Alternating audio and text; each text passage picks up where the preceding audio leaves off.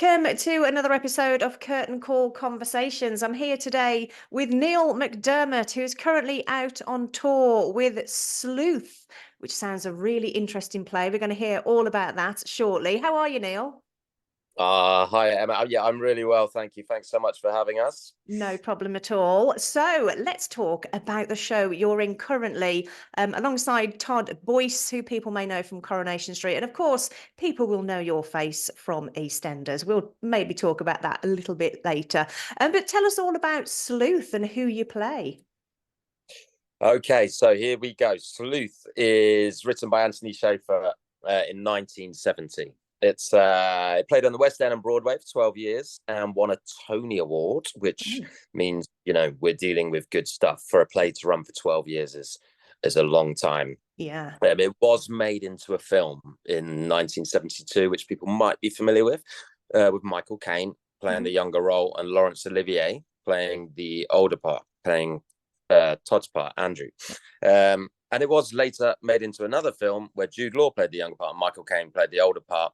But that was a sort of updated version of the script where they had mobile phones and CCTV and stuff. So we are dealing with the original script. Right, let me tell you about the play. So the play is set in Andrew Wyke, which is Todd's character's manor house in Wiltshire. And he invites my character, Milo Tyndall, over to his house to discuss the fact that Milo has been having an affair with his wife, and Milo would like to marry Andrew's wife. And Andrew, on the front of it, on the face of it, seems like he's kind of okay with the idea. However, he wants to make sure that Milo can afford to take her off hands because he knows that she spends a lot of money. Right. So he wants to set up this this robbery of the jewelry that he owns in his house to defraud an insurance company. So that's kind of where the first act, the first part of the play is all about. Milo coming around to the idea of giving that a go, maybe, and we watch how he's going to go about stealing the jewels. But then, of course, this is a thriller with lots of twists and turns, and everything is never as it seems in this play. I always say, if you like, Traitors, BBC's Traitors, where people are always sort of tricking each other, or you don't quite know who the murderer is, if you like, then you'll like this play because it sort of keeps you on the edge of your seat and messes with you quite a lot, where you don't quite know who's telling the truth at any point. And they're trying to get one over on each other at all times. So the second act becomes crazy. Oh, it sounds fantastic. I mean, you're out on tour at the moment. You've been touring it for a while now. So how's the touring life for you? I know you've done a lot of theatre, so you're probably used to it. But how do you find it now, sort of a bit as you progress in your career? You're a bit older, you've got a family and all that. Did you find it older? Yeah, you're right. I have sort of done it quite a lot now over the years. And we started this one in January in my hometown in Windsor, which is quite good. And actually, funnily enough, a lot of these venues are quite close to my home, so I can sort of be it. It's quite a nice tour for me. But it's great in terms of going out and seeing all the lovely theatres that we have around this country. I've been around a bit now, so I've been to a few of these before. So quite often I'm bumping into people that I sort of have seen before or worked with before. So just saying hello to all those guys who run those theatres and the staff. And some audience members who are coming back to watch stuff because they've seen me and stuff before is really lovely. And obviously the beautiful places that you get to see around the country is really nice as well. On the downside, of course, you are away from home quite a lot. I've got a young baby now, so have you?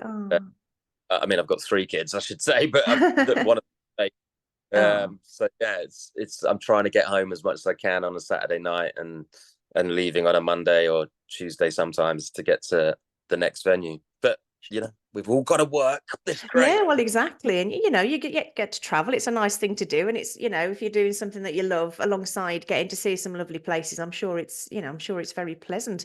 I mean, thankfully you're coming to the Malvern Festival Theatre soon, which is a relatively local theatre to me. So I'm going to come over and see the show, which is going to be fantastic because you've sold it to me. I think it sounds Well, you do fantastic. say hello afterwards. Yeah, of course, absolutely. So let's talk about your musical theatre career because it's been quite vast, really. I mean, you've done lots of stuff, and I did actually see you in Pretty Woman in the West End, which is a brilliant show, touring at the moment. So what's it Yeah. like? I mean, you've done Shrek, you've done perhaps the best character in Shrek. I mean, Lord Mm, Farquaad for me is just the outstanding, role in Shrek the musical. What's that like?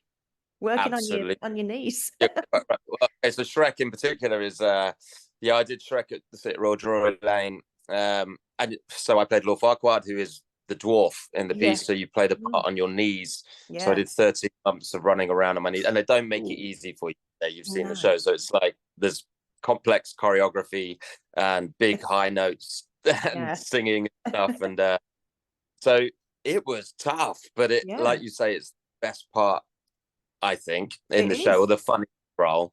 Yeah. And yeah, I had a blast with it in terms of audience reaction was fantastic.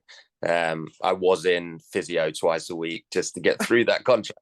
I'm I think not it's part of surprised. the contract to Yeah. you do physio just to keep Yeah. your body, because it's not even your knees, Emma, that hurt. It's the rest of you, because of, you can imagine just walking around in your daily life like on your knees Yeah. for Yeah. You hours and hours. supporting your whole It, body, aren't you? I mean, it's tough.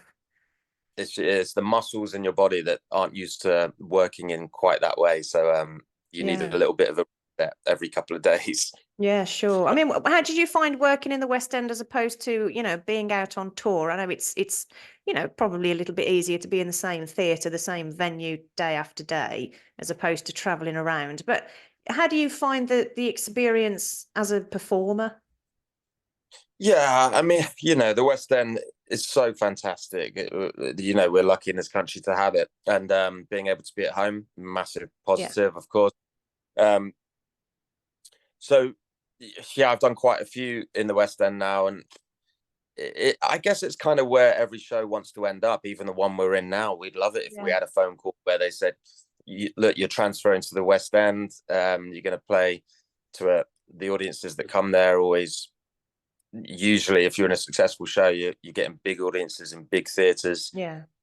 Kind of the pinnacle of a theatrical career is really to go and work in the West End. Mm. I would say that's not to say there's not so many beautiful theatres around the country, and it's a real pleasure to go and see them, Mm. and lots of different types of audience as well. Because I suppose the point maybe that you're getting at is it is quite a specific audience in London, and it's very different in Edinburgh, and it's Yeah. very different in Southend, or lots of other places where you might be, and Yeah. you have to sort of adapt to move your performance slightly to Yeah. make sure uh yeah, you're playing to the audience that you've got. So yeah. Yeah, exactly. I So mean, regional but theatres.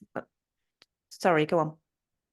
I only said you only learn that from doing it. So the Mm. more you do it, and Yeah, absolutely. I mean, regional theatre is so important. I mean, we desperately need it to be, thriving as much as it is at the minute. But obviously, the West End is always a pull. It's a touristy thing as well. I think you get a lot of different audience members, as you say, from other I think, countries going to see. I think theatre is important, Mm. regional, West End, whatever, for Yeah. people to go. Um, with a lot of money being taken out of the arts in schools Mm. and stuff. Anyone who wants to be an actor, I think, should go and watch as much as they can. Yeah. Good stuff, bad stuff, whatever. Yeah. Local theatres and or any Mm. other theatres they can get to. Just watch as much you can and absorb. But for people obviously who don't want to be, I always think theatres is like a training for life, really. In terms of you're putting yourself in somebody else's shoes. You're watching people go through different circumstances, and therefore you're sort of learning about life. I think theatre does Mm. that in a way that telly and film do, doesn't go in as hard on. Quite often Mm. with theatre, there's things to learn or lessons or Yeah. a writer's point of view on stuff that you're picking up, and I think it just broadens your mind and is really important for people in a world which sometimes can lack empathy for our fellow human being. I think theatre is a very good way of us trying to at being better at empathizing with other people. Yeah, absolutely. Did you train in, because you've done a lot of musical theatre, did you train in that, or did you just, train in sort of straight acting? I trained in straight acting, Mm. but I did do it at Mount View Theatre School, which is one that is known for musical theatre. So I did the acting course, Right. but I took sort of extra singing lessons as well, Okay. because before I went to drama school, I was involved with the National Youth Music Theatre, which Okay. is a theatre for musicals. So Yeah. I'd done a couple of musicals before, but I wanted to do a straight acting course.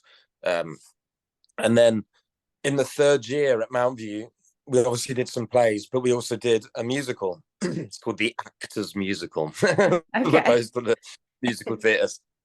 Yeah. And we did a musical called The Hired Man, and I played the lead, John. And my agent that picked me up from drama school then, that's what they picked me up from the Oh, musical. So they already had in their mind that, of course, I was on the acting course, on a straight acting course, but I had the skills to be able to do some musical theatre as well.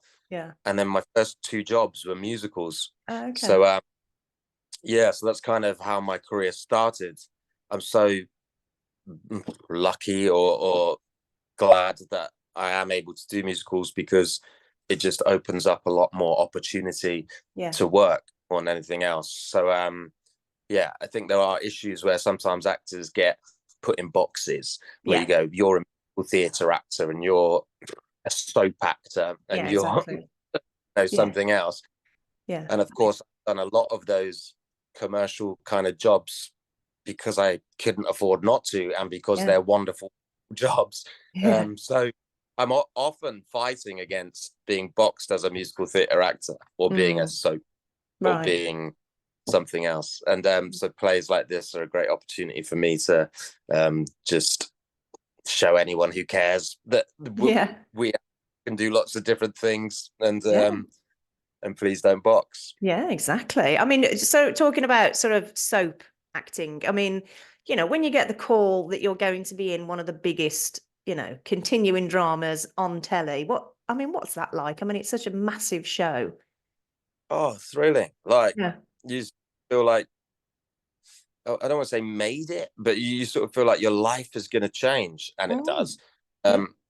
You're going to be on TV with EastEnders, I think, at time 4-5 times a week with the Yeah. omnibus, um, and that's going to bring with it a lot of attention. You feel like, if I do a good job here, then this is going to open a lot more Yeah. doors for me. So really, the initial reaction is just, tell my wife now, but partner at Mm. the time, and tell my mum and dad, and they're so excited that you've Yeah. got this massive job where Yeah. so many people get to see you act.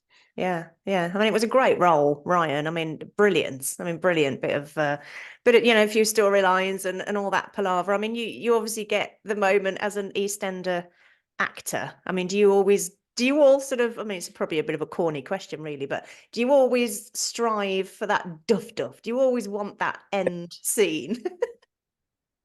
It's always a little bit exciting when you've got it, when you Yeah, get the scripts and you're sort of reading through and you go, oh, I do quite some interesting things in this episode, and then you get, yeah, oh, I've got the duff, oh, that's lovely. yeah, It's a very special technique, actually, the duff, because you have to hold your performance quite for a few seconds longer than yeah, what would feel natural. yeah, exactly. So yeah, just hanging around with a stare, or Yeah. or staying in a moment for a few seconds longer, just whilst the duff is imaginary playing out, because you don't get that on set. Nobody, Yeah, there's no duff there.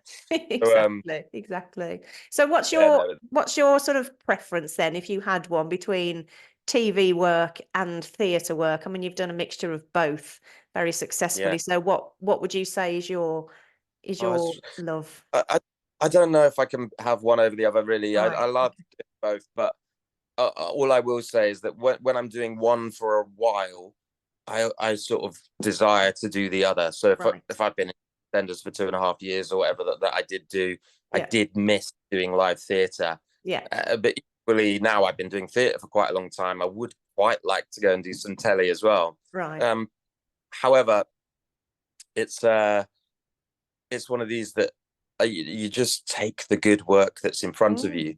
And Yeah. for me, over the last few years, that has been theatre. Quite often, theatre casts a little bit earlier than telly. Yeah. So to be available for telly, you essentially have to be quite often out of work. Whereas Okay. with theatre, if you're getting cast 3 months in advance for something, Yeah. I mean, I offer for a Christmas show Oh, wow. just this week, and this is Wow. my. So if I'm committing to a Christmas show in December, Yeah. uh, then that obviously means I cannot do projects that run over that same time. Do you know what I mean? Sure. Yeah. Yeah. So to be available all the time it's something, and it's something to say about the industry where if you can afford to sit around and wait for big telly jobs, Yeah. then you're lucky. Yeah, And very, I would say. Yeah, absolutely.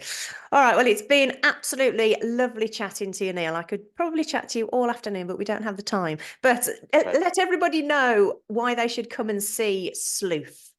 oh my goodness, like I say, it's a play that ran for so long on the West End and Broadway and won a Tony Award. So you're dealing with quality stuff. It's brilliantly written. Todd Boyce is gorgeous in the role of Andrew Wyke, Yeah. and I do all right as Milo Tyndall.